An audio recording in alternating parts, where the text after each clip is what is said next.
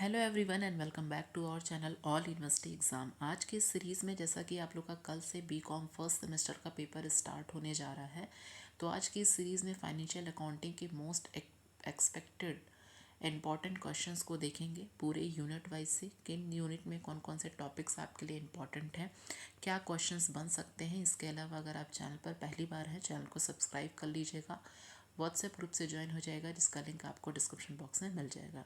जो भी पीडीएफ है मैं वहीं पे शेयर कर दूंगी, ठीक है। तो चलिए स्टार्ट करते हैं। जैसे सबसे पहला यूनिट है, सबसे पहले यूनिट में आपको पूरे अकाउंटिंग के पूरा क्या अकाउंटिंग होता क्या है, उसकी डिफिनेशन क्या है, मीनिंग, कॉन्सेप्ट, एवरीथिंग। उसके अलावा concept and conventions and financial statement capital, तो क्या क्या क्वेश्चंस बन सकते हैं उसको देख लेते हैं। अगर आप लखनऊ विश्वविद्यालय या किसी भी एफिलेटेड कॉलेज के हैं तो ये वीडियो बहुत इंपॉर्टेंट है और इससे बाहर एक भी प्रश्न आपको बाहर नहीं देखने को मिलेंगे एग्जाम में। पहला क्वेश्चन आपसे क्या बन सकता है, define accounting, explain it's nature and scope. तो सबसे पहले अकाउंटिंग का पूरा आपको कॉन्सेप्ट बताना है, उसकी मीनिंग। इसके अलावा जितने भी 3 से 4 ऑथर्स के डिफिनेशंस आपको एग्ज़ाम में लिखने हैं और याद करके भी जाने हैं, जितने भी ऑथर्स, क्योंकि उससे आपको अच्छे मार्क्स मिलते हैं। क्योंकि 4 से 5 ऑथर्स अगर आप याद करते हो उन ऑथर्स की डिफिनेशन, तभी आप 2 से 3 डिफिनेशन एग्ज़ाम में लिख पाओगे। तो कोशिश यही करिए, तो सबसे पहले मीनिंग को समझाइए अकाउंटिंग की, उसके बाद उसके कॉन्सेप्ट को, उसके बाद उसके डिफिनेशन को। इसके अलावा ऐसे ही आप उसके फीचर्स को कि अकाउंटिंग की क्या क्या विशेषताएं होती हैं, ठीक है। मतलब 7 से 8 पॉइंट याद करके जाओगे तभी एग्ज़ाम में 4 से 5 पॉइंट को लिख पाओगे।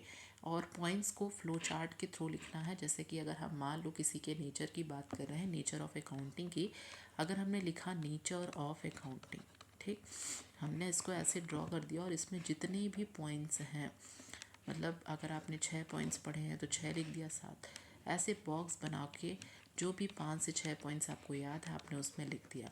उसके बाद 1 बाय 1 हम सभी पॉइंट्स को 2 2 लाइन में, एक एक लाइन में उसको डिफाइन करेंगे।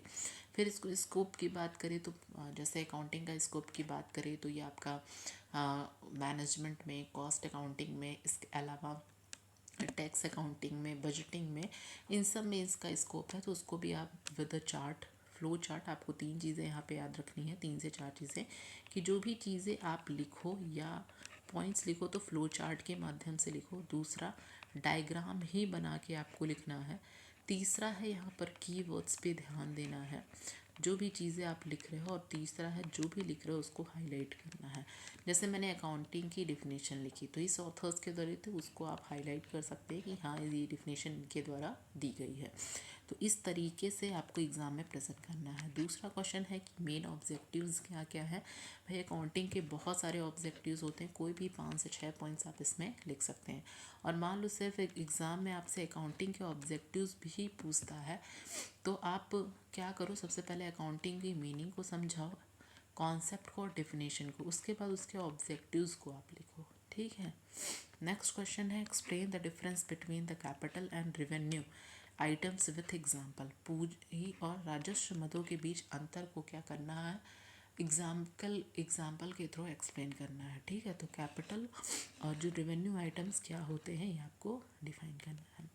नेक्स्ट क्वेश्चन है, सबसे ज़्यादा आप जितने भी अकाउंटिंग के कॉन्सेप्ट है, कन्वेंशन, जैसे कि कोई भी इंडिविजुअल भी पूछ सकता है, मनी मेजरमेंट कॉन्सेप्ट क्या है, गोइंग कंसर्न कॉन्सेप्ट क्या है, मैचिंग कॉन्सेप्ट क्या है। तो सभी अकाउंटिंग कॉन्सेप्ट और कन्वेंशन को तो एक भी नहीं छोड़ना है, क्योंकि वो सभी आपके सिलेबस के लिए वेरी वेरी इंपॉर्टेंट टॉपिक बनता है।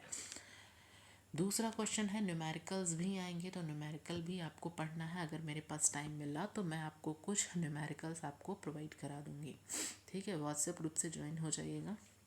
नेक्स्ट है explain the importance of financial statement. क्या ज़रूरत है फाइनेंशियल स्टेटमेंट की, महत्व को समझाइए। इसके अलावा उसके क्या कंपोनेंट्स हैं, घटक हैं, वो आपको यहाँ पे बताना है, ठीक। नेक्स्ट क्वेश्चन यहाँ पे बनता है right a short notes on the following. जैसे कोई भी आपसे दे देगा, कोई भी, ये सारे आपके अकाउंटिंग के कॉन्सेप्ट है। जैसे गोइंग कंसर्न कॉन्सेप्ट क्या होता है, मैचिंग कॉन्सेप्ट क्या होता है, एक्रूवल कॉन्सेप्ट क्या होता है, प्रूडेंस कॉन्सेप्ट, मतलब कोई भी पूछ सकता है। इन चारों के अलावा जितने भी कॉन्सेप्ट्स हैं, कन्वेंशन, वो भी पूछ सकता है, ठीक है। तो ये चारों बहुत ज़्यादा इम्पॉर्टेंट हैं क्योंकि बहुत बार आए हुए हैं और इम्पॉर्टेंट कॉन्सेप्ट भी हैं, ठीक। नेक्स्ट क्वेश्चन आपके लिए इंपॉर्टेंट बनता है, differentiate between the Indian accounting standard अगर हम बात करें एंड IFRS, तो दोनों के बीच में क्या अंतर है ये आप यहाँ पे बता सकते हैं। अगर आपको इस क्वेश्चन के आंसर्स लिखने कैसे हैं तो उसके लिए आप PDF जो है वो आपको व्हाट्सएप पे ही प्रोवाइड किया जाएगा, और PDF जो है वो पेड है आपको, ठीक है। पूरा उस PDF में जितने भी क्वेश्चंस दिए हैं उसके answer with flow chart, with diagram, with definition, सभी चीज़ें उसमें प्रोवाइड की गई हैं। तो आप PDF हमारे व्हाट्सएप नंबर पे प्राप्त कर सकते हैं, जो कि है 8896914354 पे, ठीक।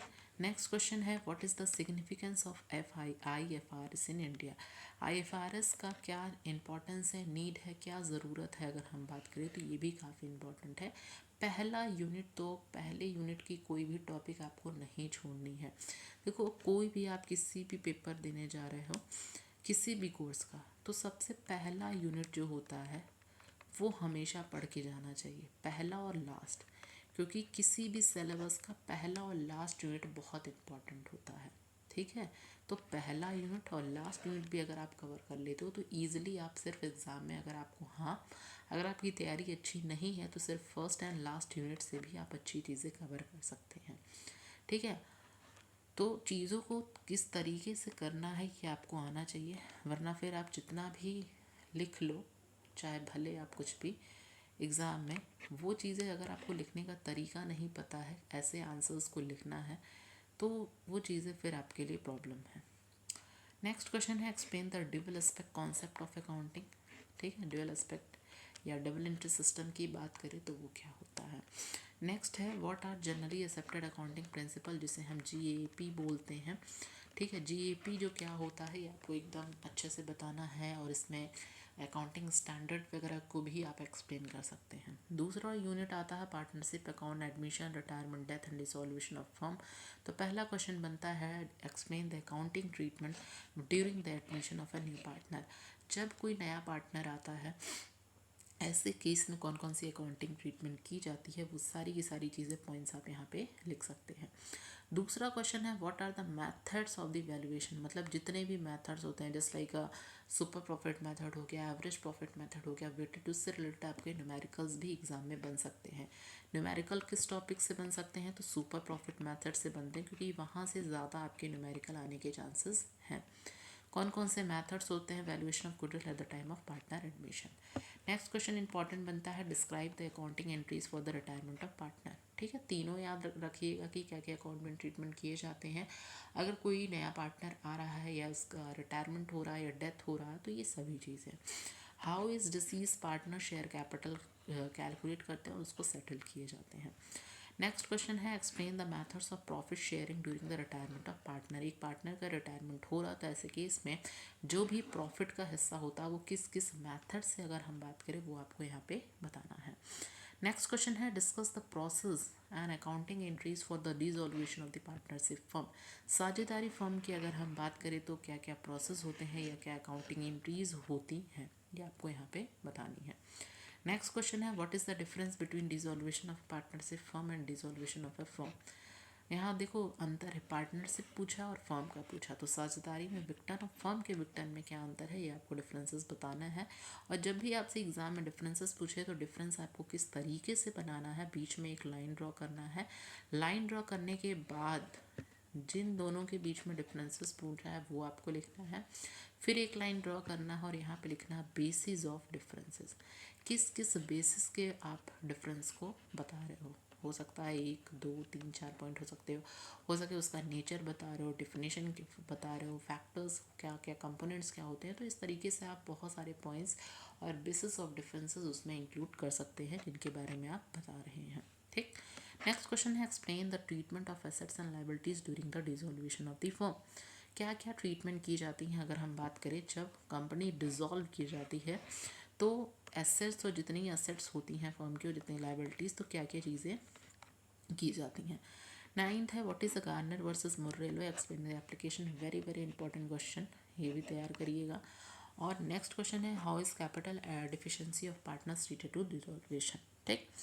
नेक्स्ट है यूनिट 3 से क्वेश्चन तो काफ़ी बनते हैं आपके। सबसे पहले तो ये कि हायर परचेज और इंस्टॉलमेंट पेमेंट सिस्टम होता क्या है, होने के अलावा दोनों में डिफरेंस क्या है। तो differentiate between the hire purchase and the instalment payment system. जिस तरीके से मैंने डिफरेंस बताया उसी तरीके से आप इसको एक्सप्लेन कर सकते हैं। दूसरा क्वेश्चन इंपॉर्टेंट है, explain the accounting treatment of hire purchase transaction in the books of purchaser and vendor. कौन कौन सी अकाउंटिंग ट्रीटमेंट की जाती है अगर हम वेंडर और यहाँ पर किसकी बात करें, परचेजर की, तो ये आपको यहाँ पे बताना है। नेक्स्ट क्वेश्चन अगर हम यहाँ पे बात करें, next question third, how is interest calculated. Next question है कैसे हम यहाँ पर इंटरेस्ट जो है कैलकुलेट करते हैं, कहाँ गया, इन हायर परचेज एग्रीमेंट। ठीक है, तो how is interest calculated in a hire purchase agreement, explain with the example. ठीक है, तो ये चीज़ें आपको बतानी है। फोर्थ है how what is the treatment of default and reposition in the hire purchase accounting. क्या चीज़ें होती हैं, क्या क्या चीज़ें यहाँ पे होती हैं, ये आपको बताना है। नेक्स्ट क्वेश्चन है, नेक्स्ट क्वेश्चन आता है यहाँ पे, right a short note on suspense account and in hire purchase transaction. Suspense account क्या होता है अगर हम यहाँ पर बात करें हायर परचेज अकाउंट में। ठीक है, तो suspense account. Next how is short working and it's recruitment treated in royalty account. ठीक है, तो रॉयल्टी खाते में शॉर्ट वर्किंग और उसकी वसूली का उपचार कैसे किया जाता है, ये आपको इसमें बताना है। नेक्स्ट क्वेश्चन है एक्सप्लेन द टर्म, जैसे हो गया आपका मिनिमम रेंट हो गया, इसके अलावा है नजराना हो गया, सब लीज हो गया, रॉयल्टी से क्वेश्चन आपके एग्जाम में बनेंगे। जैसे न्यूमेरिकल किन किन टॉपिक से बन सकते हैं, रॉयल्टी से, हायर परचेज और इंस्टॉलमेंट से, इसके अलावा वेंडर वगैरह में और वो उसमें जो अकाउंटिंग ट्रीटमेंट होते हैं। How is royalty treated in the books of landlord and lessee. Next question है हायर परचेज और इंस्टॉलमेंट पेमेंट में क्या अंतर है, ये भी क्वेश्चन हम कर चुके हैं। लास्ट टॉपिक जो आता है insolvency, insurance claim, branch and voice account, क्या क्वेश्चन बन सकते हैं। तो सबसे पहले तो यही बन सकता है कि डिफाइन इंसॉल्वेंसी, और इंसॉल्वेंसी में क्या क्या सर्कमस्टांसेस आते हैं लीडिंग टू इंसॉल्वेंसी की बात करें, तो ये चीज़ें आपके लिए इंपॉर्टेंट यहाँ पे बनती हैं। दूसरा explain the procedure of declaring insolvency, दिवालियापन घोषित करने की प्रक्रिया को समझाइए, तो ये आपको यहाँ पे बताना है। नेक्स्ट क्वेश्चन की बात करें, how is a statement of affairs prepare during insolvency. ठीक है, दिवालियापन के दौरान स्टेटमेंट ऑफ अफेयर्स कैसे तैयार किया जाता है, ये आपको बताना है। नेक्स्ट क्वेश्चन है right a short note on deficiency account in insolvency proceeding. ठीक है, तो डिफिशियंसी अकाउंट में यहाँ पे आपको बताना है। How is insurance claim for the loss of stock को कैलकुलेट कैसे किया जाता है, कैलकुलेट करके आपसे न्यूमेरिकल भी पूछ सकता है ये आपको। डबल अकाउंट सिस्टम क्या है ब्रांच अकाउंट में। नेक्स्ट क्वेश्चन है explain the preparation of voice account, तो वॉइस अकाउंट कैसे हम बनाते हैं, ये चीज़ें। और लास्ट क्वेश्चन है how is loss of profit insurance claim calculated.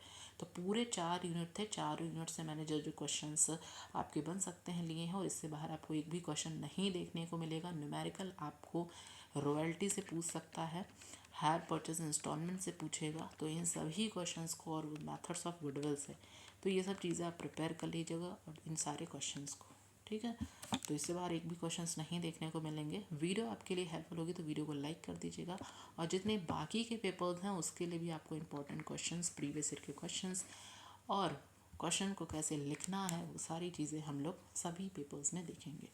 Please हो सके तो वीडियो को ज़्यादा से ज़्यादा शेयर करिए, जितने भी स्टूडेंट्स आपके क्लासमेट्स हैं, आपके फ्रेंड्स हैं जो भी पेपर देने जा रहे हैं, उन तक ये वीडियो ज़रूर पहुंचाइए ताकि उनको भी हेल्प मिल सके। Okay, thank you.